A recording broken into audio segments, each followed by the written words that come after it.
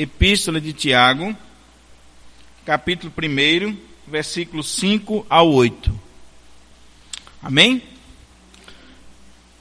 Diz assim: se, porém, algum de vós necessita de sabedoria, peça a Deus, que a todos dá liberalmente e nada lhes impropera, e ser-lhe-á concedida.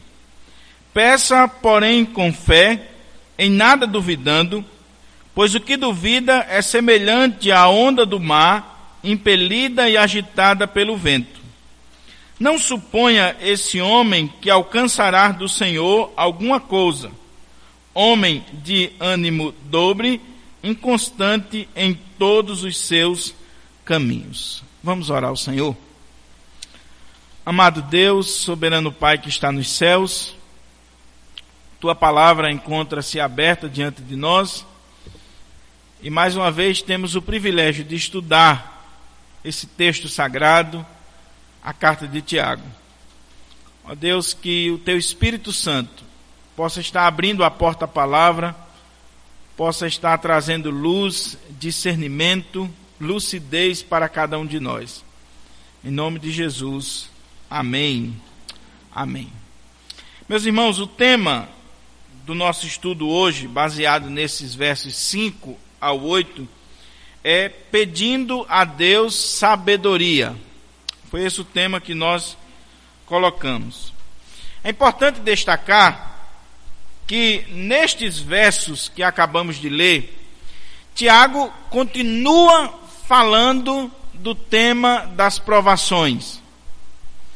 Agora, o que existe aqui, na verdade, é que Tiago identificou uma deficiência na vida daqueles irmãos, nesse contexto todo de provações. Qual é a deficiência? Tiago identificou uma deficiência gritante, a falta de sabedoria. O doutor Augusto Nicodemos, comentando esse texto, é bem interessante a observação dele, porque ele diz assim: ao declarar no final do verso anterior que o alvo do cristão é não ser deficiente em qualquer virtude, Tiago faz uma espécie de digressão para tratar de uma deficiência grave nos seus leitores, retomando mais diretamente ao tema das provações no verso 12. A deficiência é a falta de sabedoria. Então, Tiago, ele está falando sobre provações, ele está escrevendo para aqueles irmãos que estão dispersos, e como pastor, ele identificou uma deficiência grave na vida daqueles irmãos: falta de sabedoria. É interessante o que disse um grande filósofo romano e poeta romano, Cícero. Cícero disse que a sabedoria é a princesa das virtudes, a fonte do conhecimento bem aplicado. Cícero, muito conhecido na literatura, ele vai dizer que a sabedoria é a princesa das virtudes, a fonte do conhecimento bem aplicado. Porém, é interessante nós observarmos que esse gosto, esse apego pela sabedoria, não é algo somente dos romanos. Cícero era romano. Os gregos buscavam a sabedoria com avidez. Os gregos são amantes da sabedoria. A própria filosofia vai surgir na Grécia, entre os gregos. A palavra filosofia significa amor ou amizade pela sabedoria. Então os gregos buscavam a sabedoria. Mas eu gostaria de destacar, não os romanos nem os gregos, mas os hebreus. Porque é exatamente na literatura hebraica inspirada que nós vamos aprender o conceito de sabedoria do ponto de vista bíblico teológico. Nós não vamos olhar aqui sabedoria na ótica dos romanos nem dos gregos, nós vamos olhar na ótica dos hebreus. na literatura inspirada, o que eles pensavam sobre a sabedoria. E aí existe um comentarista chamado Isaltino Gomes Coelho Filho, que, a meu ver, ele foi quem melhor entendeu e descreveu essa questão da sabedoria do ponto de vista judaico-cristão. Olha o que ele diz.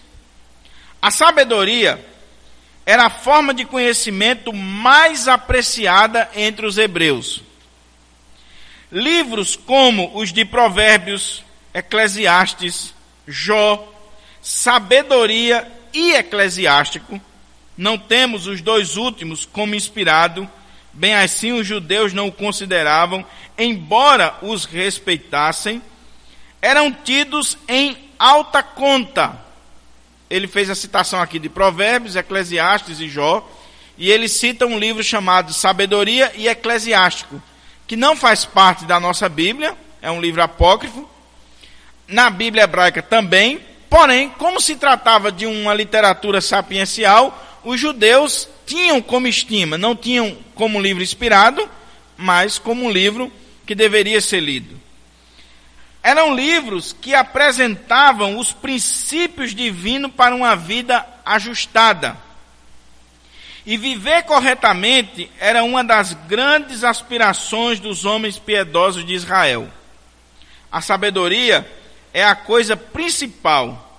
Adquire, pois, a sabedoria, sim, com tudo que possuís, adquire o conhecimento. Provérbios 4:7. Valia a pena investir tudo na aquisição da sabedoria. Um dos alvos do judeu do Velho Testamento era ser sábio e ter conhecimento correto.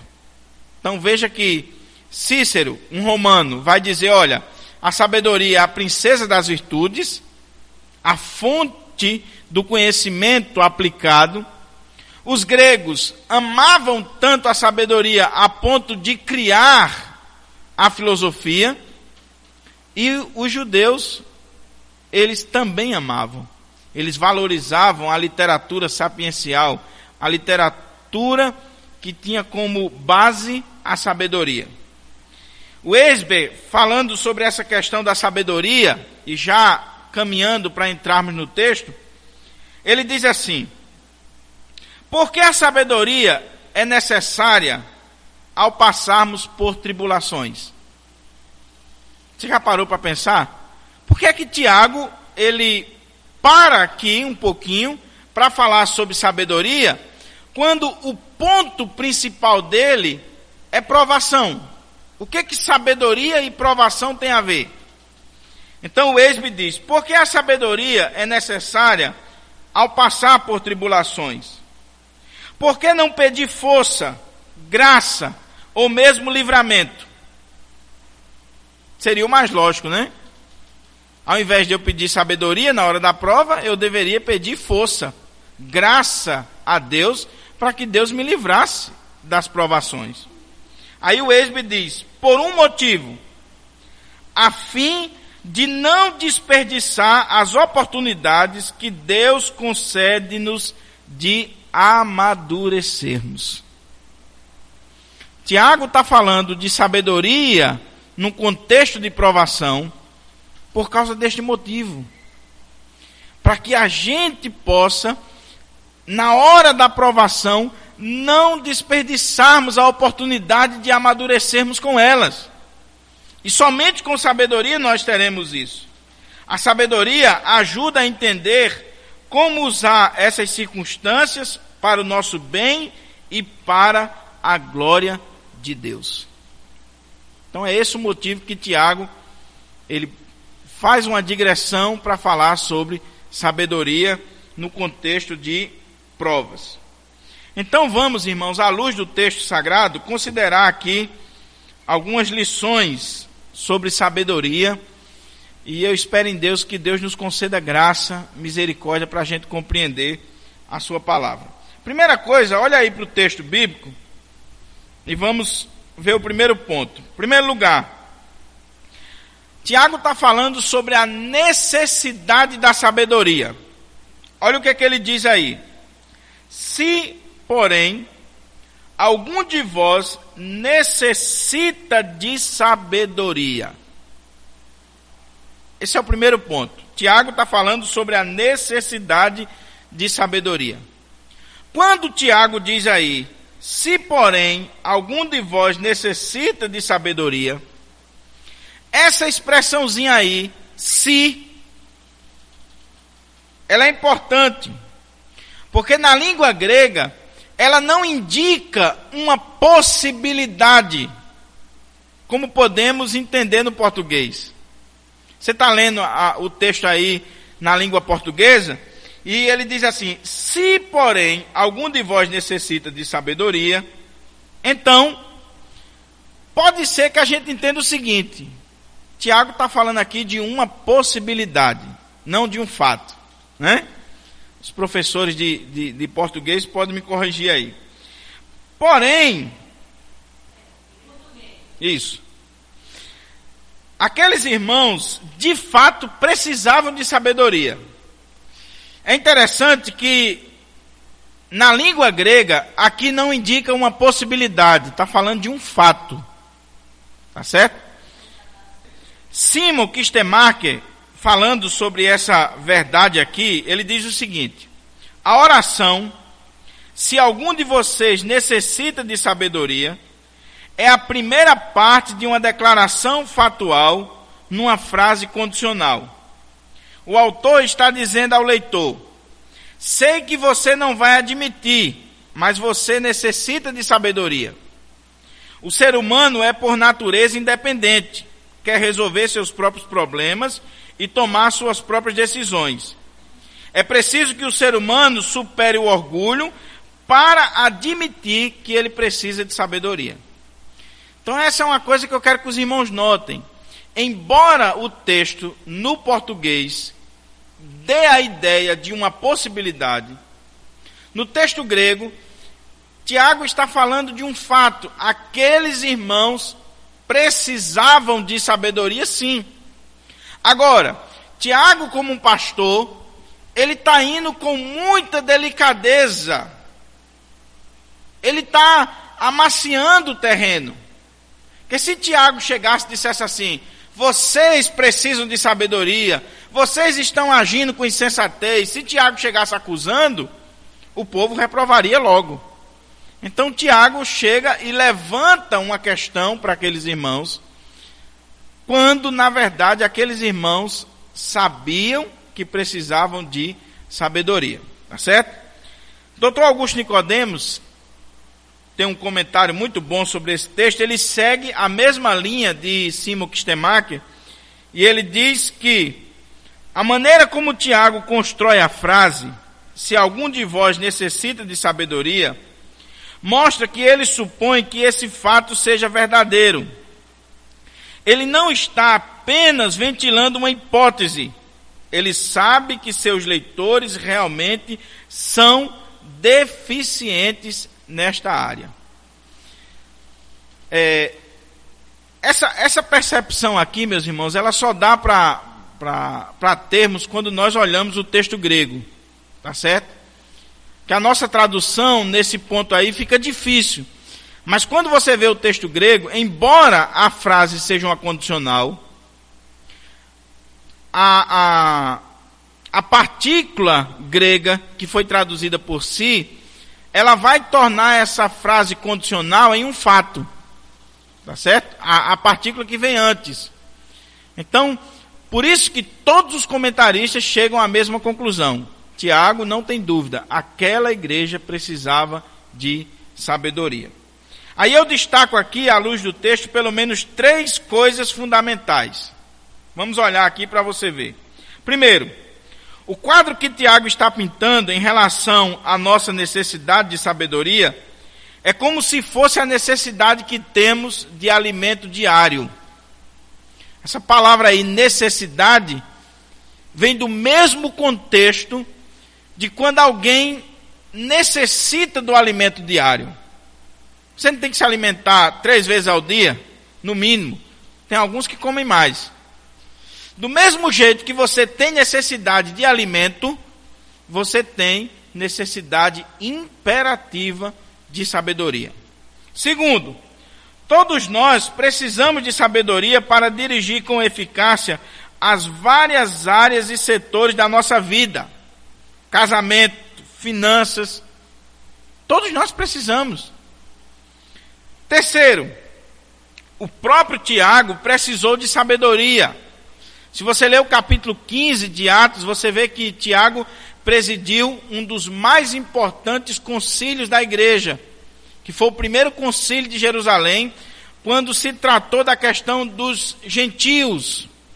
Os gentios estavam chegando à igreja, e o que fazer com eles? Eles deveriam cumprir as leis judaicas, as leis veterotestamentárias ou não? Então houve uma reunião, e Tiago foi o presidente, e ali Deus precisou lhe dar sabedoria para ele tomar a decisão correta. Então é importante, meus irmãos, constatarmos isso aqui. Nós precisamos de sabedoria. Agora a pergunta que surge naturalmente é: que sabedoria é essa que Tiago está falando? Ela teria alguma coisa a ver com o acúmulo de informação ou com conhecimento acadêmico? Quando consideramos essa questão à luz da carta de Tiago, constatamos que existe uma sabedoria humana e uma sabedoria divina. Vamos lá para a carta de Tiago. Olha o que diz aí Tiago 3, verso 13 ao 17. Tiago 3, verso 13 ao 17. Tiago diz assim: quem entre vós é sábio e inteligente? Mostre em mansidão de sabedoria, mediante condigno proceder as suas obras. Se pelo contrário, tendes em vosso coração inveja amargurada e sentimento faccioso, nem vos glorieis disso, nem mintais contra a verdade. Esta não é a sabedoria que desce lá do alto, antes é terrena, animal e demoníaca. Pois onde há inveja e sentimento faccioso, aí há confusão e toda espécie de coisas ruins. A sabedoria, porém, lá do alto, é primeiramente pura, depois pacífica, indulgente, tratável, plena de misericórdia e de bons frutos, imparcial, sem fingimento. Veja que Tiago está falando aqui de dois tipos de sabedoria. Uma sabedoria que é divina, uma sabedoria que vem de Deus, que é do alto, e uma sabedoria que é humana, que ele vai dizer que ela é terrena e demoníaca, porque ela causa divisão, ela causa facção, ela causa males no meio do povo de Deus. Aí a gente tem que olhar o que significa a palavra sabedoria na Bíblia, para a gente entender que sabedoria é essa que Tiago está falando. Na Bíblia, a palavra sabedoria, a palavra mais usada para sabedoria, significa uma sabedoria prática, cujo princípio dela é o temor do Senhor. Olha o que diz aí Provérbios 1:7. Provérbios 1:7. Como é que diz aí Provérbios 1:7?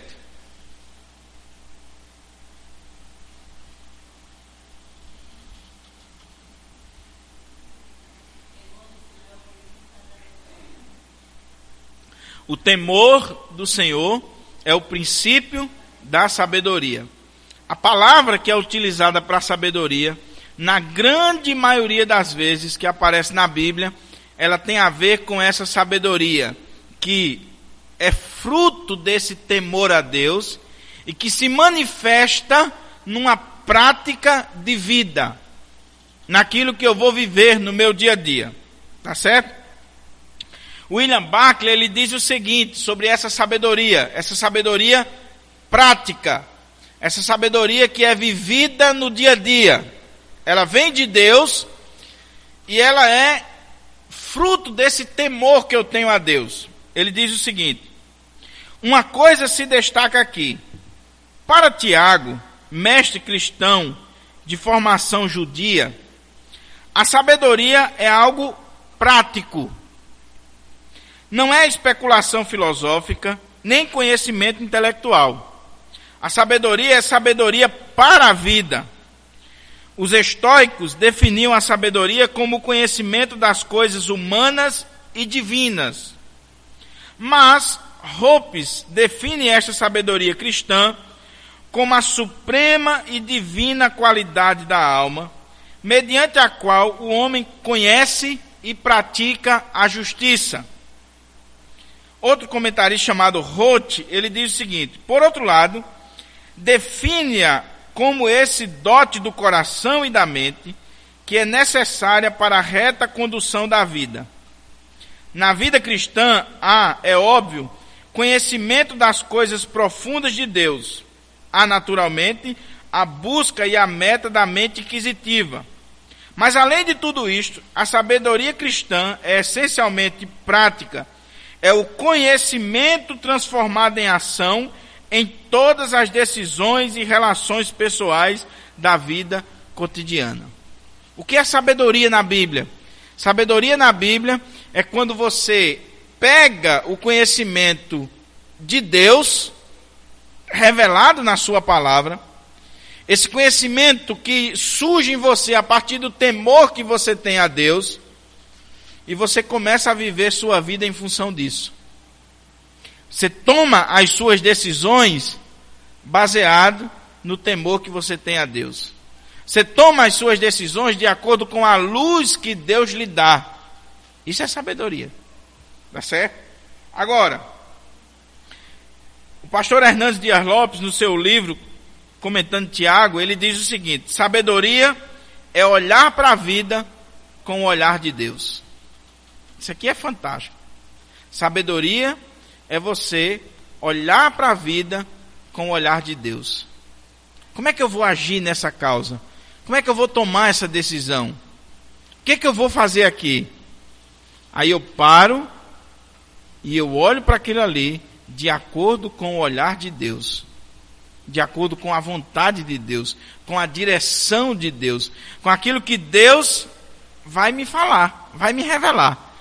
Eu não vou agir por impulso, eu não vou agir por emoção, eu não vou agir porque é um grande negócio da minha vida. Não, eu vou agir se aquilo ali estiver de acordo com a visão de Deus. Isso é sabedoria. Isso é a sabedoria que é revelada na Bíblia, uma sabedoria prática. Ela não pode ser confundida com conhecimento. A sabedoria que está falando aqui é a aplicação correta do conhecimento. Porque uma coisa é você conhecer, outra coisa é você saber aplicar o conhecimento que você conhece. É muito diferente. Então a primeira coisa é essa, a necessidade da sabedoria. Todos nós necessitamos de sabedoria, dessa sabedoria prática, dessa sabedoria que vem de Deus, que me ensina a tomar as decisões corretas, que me leva pelo caminho correto. Por mais que eu tenha cursos e mais cursos, diplomas e mais diplomas, eu necessito dessa sabedoria. Tá certo? Segundo lugar. Vamos deixar para o final? Segundo lugar, a fonte da sabedoria. Olha o que é que Tiago diz aí. Versículo 5. Se, porém, algum de vós necessita de sabedoria, peça a Deus. Primeiro ele falou da necessidade de sabedoria. Ele está levando os seus leitores a reconhecerem: meus irmãos, vocês precisam de sabedoria. E ele está usando de sabedoria para dizer isso. Ele não chegou logo atacando, ele vai levando os irmãos a tomarem consciência que, de fato, eles precisam de sabedoria. Agora, Tiago vai dizer a fonte dessa sabedoria. Ele vai dizer que a fonte de toda a sabedoria é o próprio Deus. Deus é a fonte ou depósito inesgotável de sabedoria. E aí, meus irmãos, talvez seja aqui onde temos o problema do homem. É porque quando o homem, ele reconhece que ele precisa de sabedoria, ele tem que, ao mesmo tempo, reconhecer também que a fonte dessa sabedoria é Deus. Lembra que lá atrás, quando Tiago ele vai convocar a igreja, ele está agindo com sabedoria, ele não chega confrontando, ele está dizendo: irmãos, eu sei que vocês não vão chegar à conclusão tão facilmente que precisa de sabedoria, mas vocês precisam. Porque o ser humano é orgulhoso, ele acha que pode tomar as suas decisões, que pode ser dono do seu nariz. Agora, quando o homem reconhece que precisa de sabedoria, aí ele tem que perguntar: aonde está essa sabedoria? Aí Tiago vai dizer: olha, a sabedoria está em Deus. E é muito interessante, meus irmãos, porque quando o homem chega à conclusão que precisa de sabedoria, só existe uma fonte para suprir-lhe essa necessidade: o seu Criador. Olha o que é que diz aí Provérbios 2, verso 6. Provérbios 2, 6.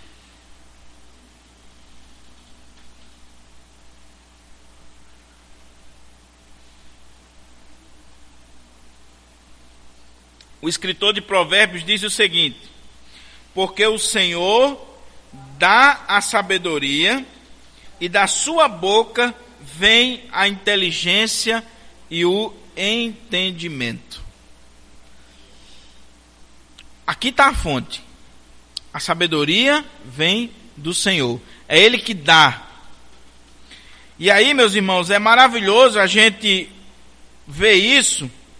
E o próprio escritor de Provérbios, ele continua falando em Provérbios 3,19. Olha o que ele diz: o Senhor com sabedoria fundou a terra, com inteligência estabeleceu os céus, pelo seu conhecimento os abismos se rompem e as nuvens destilam orvalho.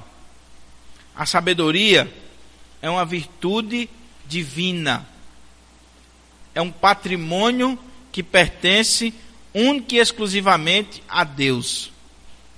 É claro que ele distribui aqueles que são seus, e a gente vai ver já já para quem ele distribui. Mas a sabedoria é um patrimônio de Deus. Qualquer um que admita a necessidade de sabedoria deve ir até Deus e pedir-lhe essa sabedoria. É aqui onde está a parte mais difícil para o homem. Primeiro é reconhecer. Segundo é ter que chegar diante de Deus para pedir. Agora, Tiago apresenta aqui nesse texto 3 coisas a respeito dessa fonte da sabedoria. 3 pontos importantes a respeito dessa fonte. Olha o que é que diz aí o texto. Ele diz assim: se porém algum de vós necessita de sabedoria, peça a Deus, que a todos dá liberalmente, e nada lhes impropera, e ser-lhe-á concedida. 3 coisas Tiago destaca aqui sobre essa fonte da sabedoria que é Deus. Em primeiro lugar, essa fonte é ilimitada e abrangente. Onde é que eu vejo isso aqui? Na palavra todos. Todos. Todos aqueles que necessitarem de sabedoria podem ficar certos que Deus tem para lhes dar. Está aqui. O interessante é que a pessoa pode ser rica, pobre, velho, moço, não interessa. Romano, grego, judeu. Se ele reconhecer que precisa de sabedoria e ele buscar na fonte certa, que é Deus, essa sabedoria, o texto está dizendo que ele vai dar. É interessante que Lutero, comentando esse texto aqui, ele diz assim: a sabedoria divina, de forma alguma, é propriedade particular de alguns teólogos, homens de Deus, encarregados de tempo integral, dirigentes na igreja, especialmente dotados. Cada um tem a promessa. Só existe uma condição, irmãos, que Deus coloca para o homem. Olha o que diz lá Provérbios 2,7. Sabedoria Deus dá a todos. Ela não está reservada somente para o pastor, para o teólogo, para quem fez seminário. É para todo mundo. Agora só tem uma condição, Provérbios 2,7. Olha o que é que diz aí, Provérbios 2,7.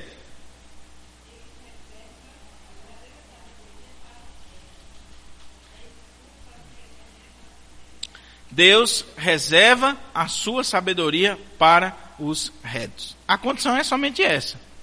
Se você for reto diante de Deus e você pedir a Deus sabedoria, Deus vai lhe dar. Não é preciso você ser pastor, ir para o seminário, ser presbítero, diácono, não. A sabedoria é para todos. Então a primeira coisa é que essa fonte é ilimitada e abrangente. Deus tem sabedoria para dar a todo mundo e Deus não faz acepção de pessoas. Segunda coisa que Tiago fala sobre essa fonte da sabedoria é que essa fonte é generosa. Ele diz assim, que ele dá liberalmente. A palavra utilizada por Tiago tem o sentido de dar sem reservas mentais. Dá com simplicidade, com coração singelo. Ele não está procurando um lucro escondido da parte dos crentes. O Senhor não abriga motivos desprezíveis, tampouco sentimentos mesquinhos. Não, Deus está disposto a dar. E dá com profusão. Dá em grande quantidade. Ele não está querendo fazer uma troca com você. Ele está dizendo, se você pedir sabedoria, se você reconhecer que precisa de sabedoria e você me pedir, eu vou lhe dar. E dar liberalmente. Dá com o coração aberto, um coração singelo. Deus vai distribuir a sabedoria para o seu povo. Terceira coisa que Tiago fala sobre a fonte da sabedoria é que essa fonte não lança em rosto. É importante destacar o significado dessa passagem a partir da língua original. Porque o texto na língua original, ele pode ser traduzido por favores, por insultar, improperar. Tiago está dizendo, meus irmãos, essa fonte da sabedoria que é Deus, ele dá a todos, ele dá liberalmente e ele não lança no seu rosto, ele não atira na sua cara, ele não lhe insulta, ele não traz à sua memória a sua deficiência.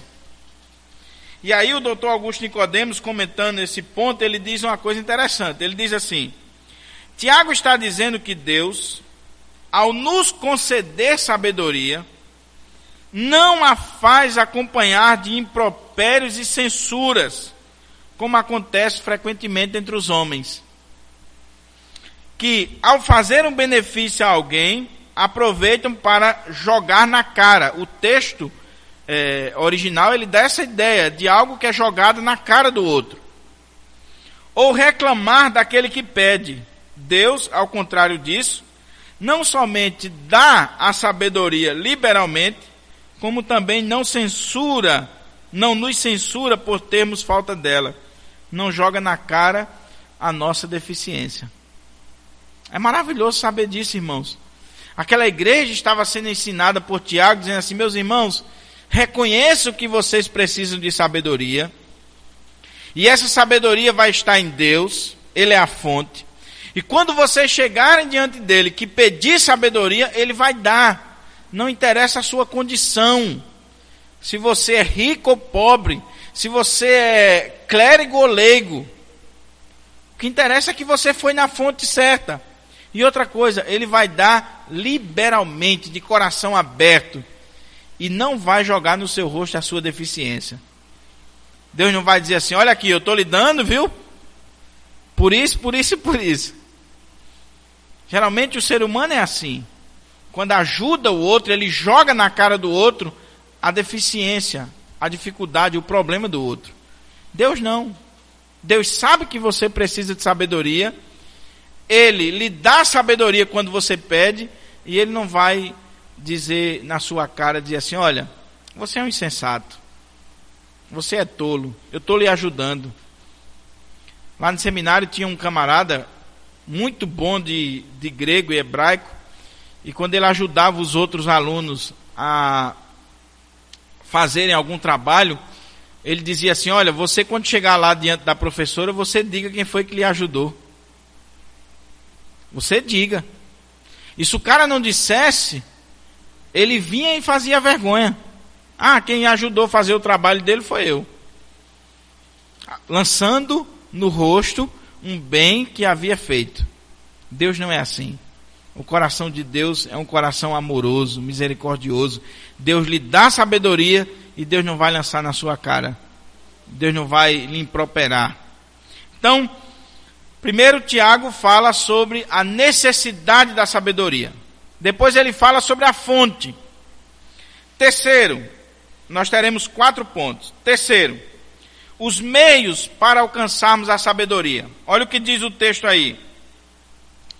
Se, porém, algum de vós necessita de sabedoria, peça a Deus, que a todos dá liberalmente, e nada lhes impropera, e ser-lhe-á concedida. Peça, porém, com fé, em nada duvidando, pois o que duvida é semelhante à onda do mar, impelida e agitada pelo vento. Quais são os meios para nós alcançarmos a sabedoria? Já consideramos a necessidade que temos de sabedoria, a fonte da sabedoria, e o próximo passo é qual o meio para chegar a essa fonte. Aí Tiago vai dar aí a resposta para nós. Qual é o meio? É a oração. Ele está dizendo, peça a Deus. Fale com Deus. Coloque-se diante de Deus. Ora, você já sabe que precisa. Você já sabe aonde encontrar a solução para o seu problema. Agora você sabe o meio. Qual é o meio? Orar. Peça a Deus. E aí é interessante que Tiago coloca para nós. A sabedoria é adquirida por meio da oração. Deus está dando meio, irmão. Quer ser sábio? Quer tomar decisões acertadas na vida? Quer tomar decisões que amanhã você não vai estar chorando por elas? Ore antes de fazer. Converse com Deus. Consulte a Deus. Não faça como o povo de Israel, que chegou os inimigos, que moravam vizinho a eles, chegaram com sapato velho, roupa velha. Disse, olha, nós estamos aqui, um pão mofado, viemos de longe e tal. E diz a Bíblia lá em Josué capítulo 9, que eles não consultaram ao Senhor, e fizeram aliança com os inimigos. Faltou sabedoria porque não consultou ao Senhor. Tiago está dando o meio. O meio é a oração. E aí, eu notei aqui uma colocação de Russell Champlin, que é um comentarista bíblico, ele diz assim: porque a oração é necessária para a obtenção dessa sabedoria. Ora, Deus não podia já dar a sabedoria de vez para o seu povo? Por que a oração é necessária? Porque, segundo o entendimento cristão sobre a sabedoria, a oração envolve a confissão de insuficiência moral, de inadequação e de aspiração pela perfeição divina. A parte de tal atitude é impossível adquirir-se a sabedoria. A oração cristã não é uma tentativa de modificar a mente de Deus, mas consiste na abertura do coração para a influência transformadora do Espírito de Deus. Ele está dizendo, olha, Deus colocou a oração como meio, porque quando nós oramos, irmãos, nós nos quebrantamos. Só pede quem reconhece que está necessitado. E aí, quando nós nos colocamos diante de Deus em oração, pedindo a Ele sabedoria, a nossa posição é outra. E aí nós temos consciência daquilo que a teologia reformada defende muito bem. A nossa oração não muda a Deus. Não, Deus já sabe de todas as coisas, Deus já decretou todas as coisas. A nossa oração, ela muda a nós. Quando eu me coloco diante de Deus, Deus já sabe o que eu vou pedir, Deus já sabe o que vai fazer, mas Ele manda que eu ore, porque aquele ato vai me fazer bem. quando eu me coloco diante de Deus. É preciso ter essa consciência, irmãos, porque às vezes nós achamos que por muito orar, nós vamos mudar a vontade de Deus em alguma coisa. Nunca. Nunca. Não pense que nós oramos ou jejuamos para Deus mudar de ideia. Nada disso. Nós oramos e jejuamos para mudar a nós mesmos, para quebrar a nossa carne, quebrar o nosso orgulho e nos submetermos à vontade de Deus. Essa semana eu vi uma coisa, não vou dizer de quem foi, que é muito conhecido nosso, mas a pessoa disse assim, eu acho que no céu vai ser igual à terra. Aí eu disse, como assim? Porque Jesus disse assim na terra como no céu? E a pessoa falou sério, não entendeu o texto. Porque o que Jesus está dizendo lá é exatamente o contrário. Quando nós oramos a oração do Pai Nosso, nós pedimos que a vontade de Deus seja feita na terra, assim como ela é feita no céu. Nós precisamos, irmãos, ler a Bíblia com cuidado, com meditação. Não ler a Bíblia como se estivesse lendo uma revista ou um jornal. Leia com meditação, com oração, pedindo que Deus abra os seus olhos. Então, a oração ela não vai mudar a Deus, ela vai mudar a nós. E aí, meus irmãos, a falta de sabedoria deve ser motivo de constante oração na nossa vida. Constantemente nós devemos estar dizendo assim, Senhor, me dá sabedoria. Senhor, derrama graça sobre a minha vida. Tiago colocou aqui a palavra no presente, na língua grega, que indica uma ação contínua. Eu oro hoje, eu oro amanhã, eu oro sempre, dizendo assim, Senhor, me dá sabedoria. Aqui nessa vida nunca vai chegar um momento que você vai dizer assim, pronto, sou sábio. Cheguei ao limite, à perfeição, e eu não preciso mais orar a Deus para tomar decisões. Vai, faz isso para tu ver o que vai acontecer com você. Você vê que você vai quebrar a cara. Constantemente, em todas as decisões da nossa vida, nós devemos pedir a Deus sabedoria. Por isso que Paulo vai dizer lá em 1 Tessalonicenses 5,17, orai sem cessar. E aí, dentro da perspectiva de Tiago, eu acrescentaria, orai sem cessar por sabedoria. Por sabedoria. Peça a Deus sabedoria. Deixa eu citar ainda aqui um pensador, Isaltino Gomes, que ele diz assim, a ausência de sabedoria deve ser motivo de oração. A sabedoria é um dom divino, vem do Senhor. Por isso, o título que um teólogo americano chamado John Stone dá à sua obra do comentário de Tiago, do capítulo 1, versos 5 a 8, é a sabedoria através da oração. Não sei se esse livro está em português, mas esse teólogo ele comentou o texto de Tiago e ele colocou o tema do seu estudo, a sabedoria através da oração. Deus quer que seus filhos sejam sábios, que tenham orientação correta para esta vida. O crente que não sabe viver corretamente deve pedir a ajuda de Deus. Ele supre as deficiências do nosso viver. A oração, portanto, é uma das maneiras de se alcançar a sabedoria prática. Há uma outra maneira que a Escritura apresenta. Qual é a outra maneira? Já no Salmo 119, versículo 100, o salmista, ele mostra outra maneira de nós adquirirmos sabedoria, que complementa a questão da oração. Ele diz lá no Salmo 119, que o salmista era mais sábio que os de idade avançada, porque guardava os preceitos, a palavra do Senhor. Aqui é importante a gente parar um pouquinho, irmãos, para saber que a sabedoria vem também pelo estudar e meditar na palavra de Deus. O salmista era mais sábio do que os velhos, porque ele conhecia a palavra de Deus.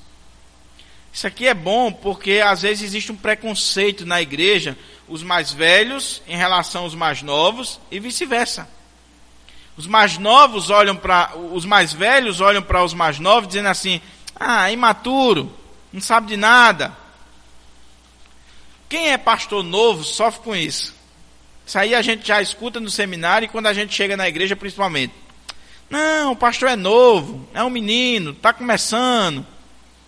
Só que o salmista está dizendo aqui que a verdadeira sabedoria, ela não vem por causa do cabelo branco.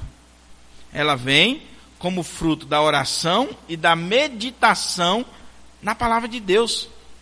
A pessoa pode ser jovem e ela ter um conhecimento tão profundo da palavra de Deus e uma vida tão consagrada a Deus que ela tem sabedoria que o velho de 80 anos, rodado na estrada, não tem.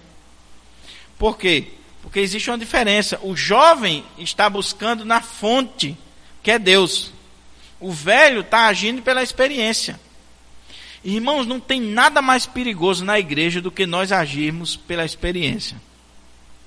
Não, mas isso aqui eu sempre fiz desse jeito. Isso aqui sempre foi assim. Nós não podemos agir dessa forma. Nós temos que perguntar Senhor, qual a maneira certa?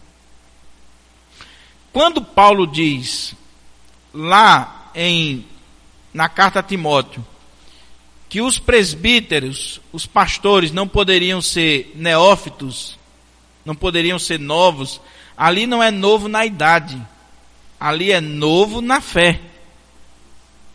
É novo na fé. Na igreja presbiteriana, se você tiver 18 anos, você pode ser presbítero, pastor. Teve colega que se formou comigo lá no seminário que tinha 18 anos. Vai assumir uma igreja com 19. Se ele for um jovem consagrado no altar do Senhor e ele mergulhar na palavra de Deus, ele vai ter condições de dirigir qualquer igreja, irmãos, sem nenhuma dificuldade. Por quê? Porque ele está buscando na fonte. Mas aí existe um preconceito com relação aos jovens. Tiago está dizendo aqui, olha, peça a Deus sabedoria. E Deus vai dar liberalmente, não vai lançar em rosto. E você quer chegar a essa sabedoria?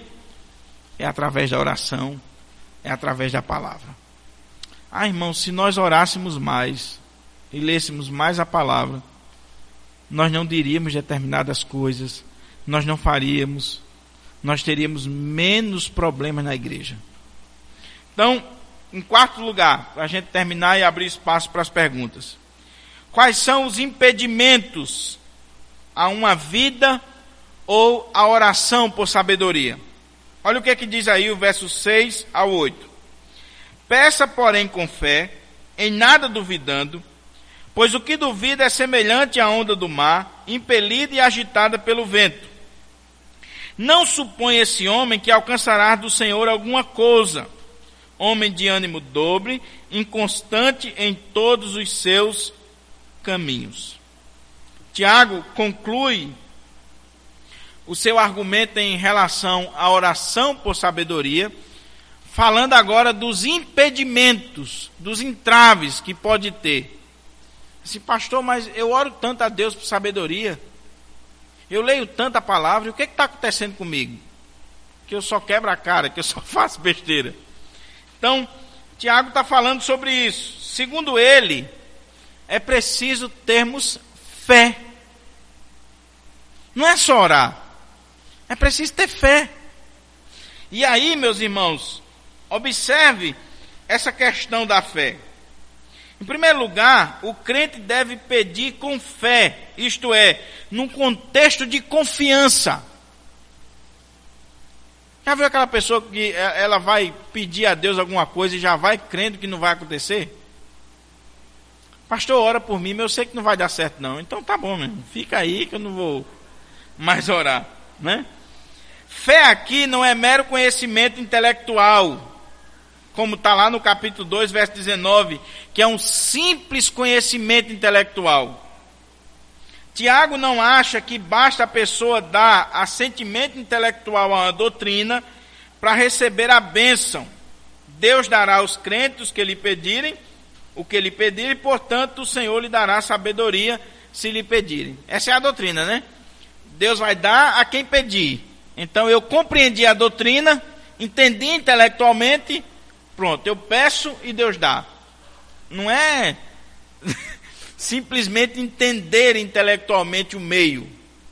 Tá certo?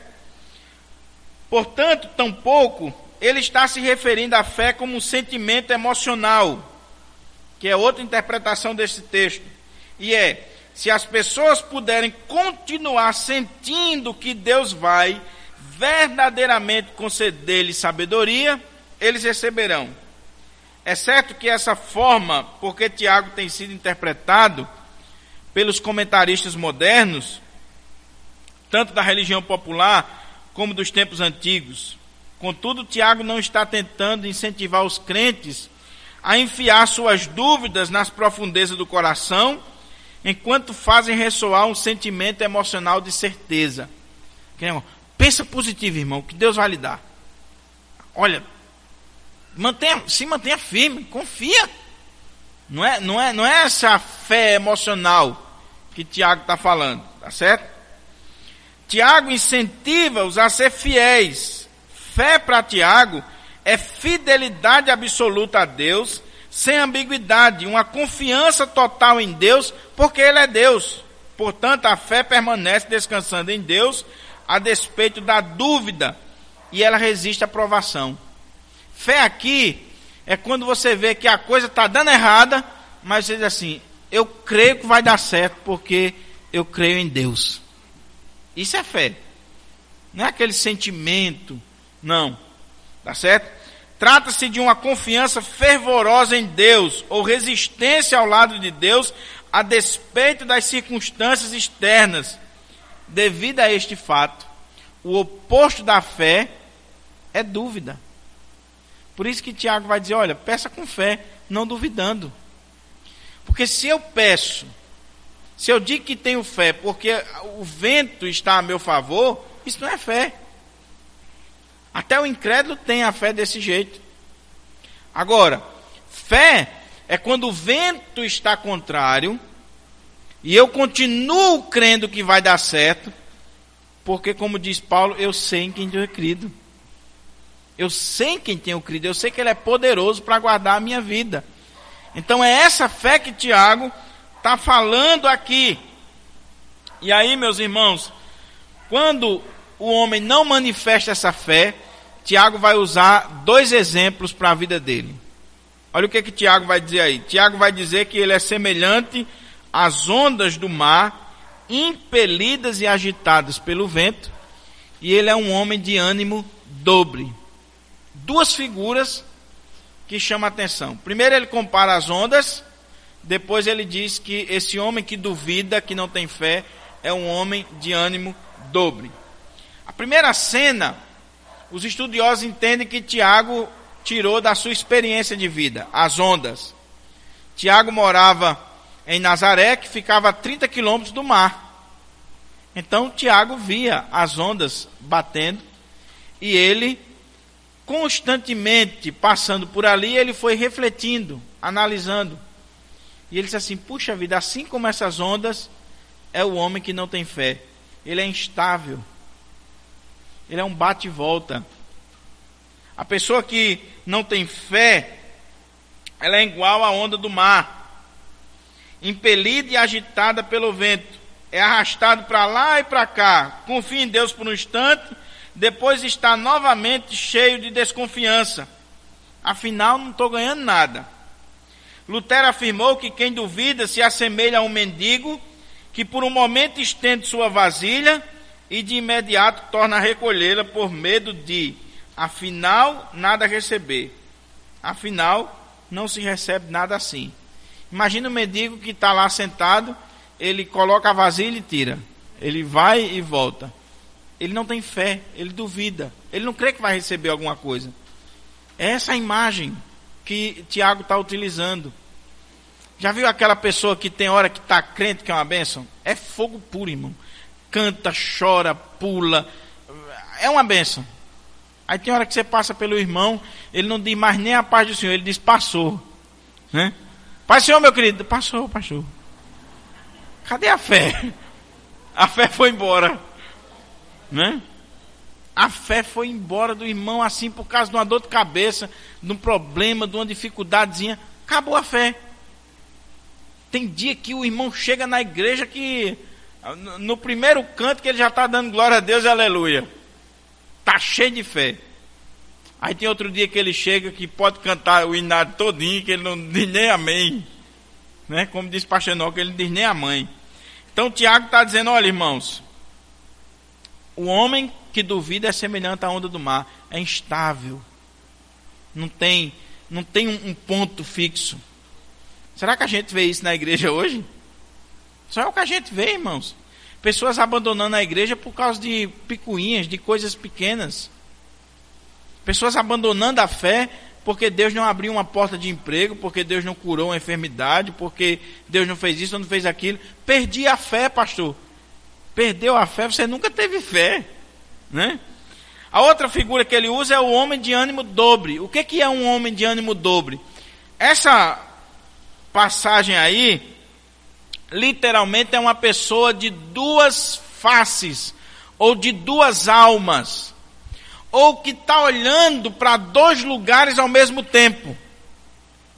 Uma hora ele está olhando para a bênção e está cheio de confiança, outra hora ele está olhando para a derrota e a dúvida chega no coração. Já viu o crente assim? Vai dar certo, vou conseguir. Ele está olhando, ele está vendo a vitória. Aí daqui a pouco vem a dúvida, vai dar certo. Não vou conseguir não vai dar certo. É o homem de ânimo dobre, inconstante em todos os seus caminhos. Tiago está dizendo que essa pessoa ela não é inconstante somente na fé não, é em tudo. Já viu aquele camarada que não dá para você combinar nada com ele, porque para ele nada vai dar certo? É inconstante. Ele até começa empolgado, mas não consegue terminar porque ele já vê a derrota lá na frente. É o homem de ânimo dobre. É uma pessoa com duas almas. A tradução literal dá essa ideia, as duas almas. Tá certo?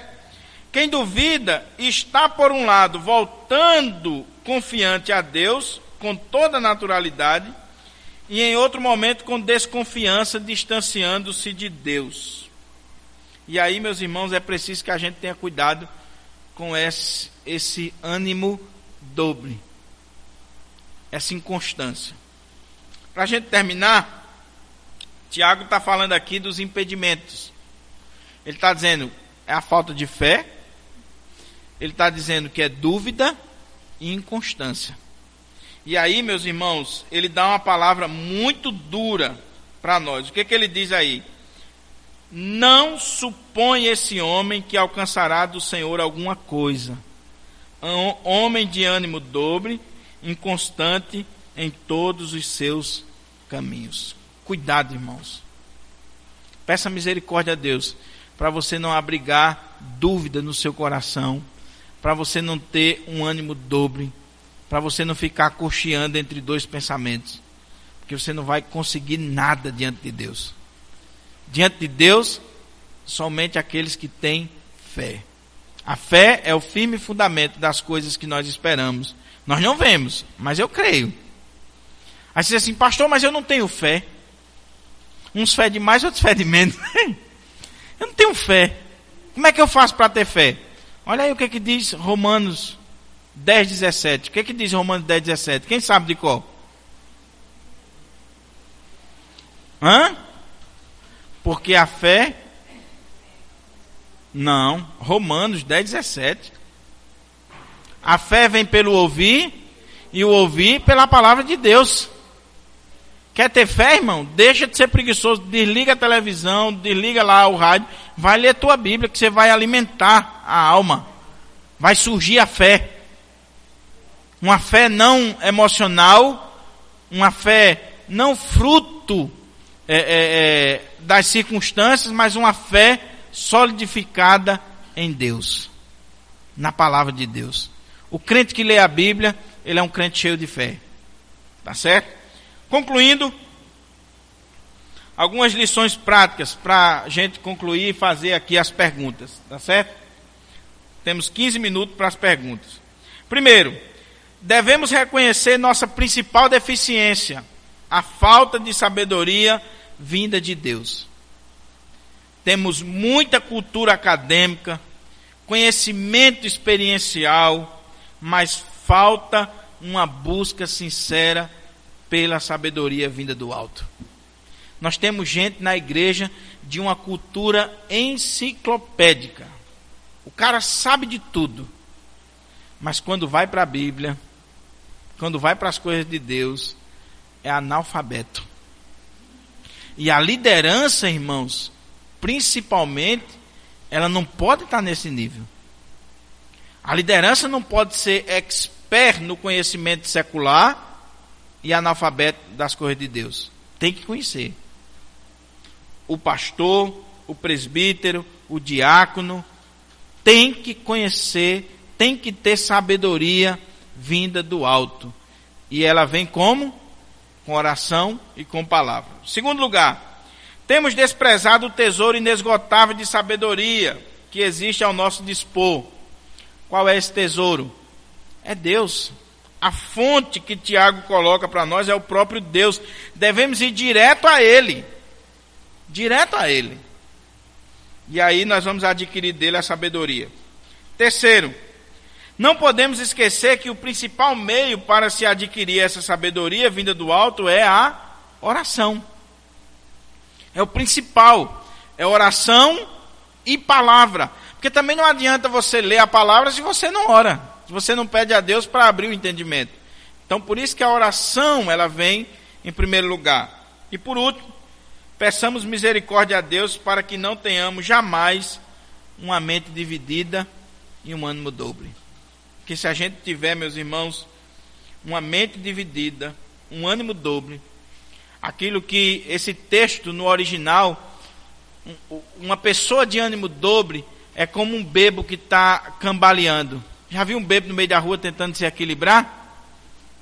A figura no original é essa, de um cambaleante.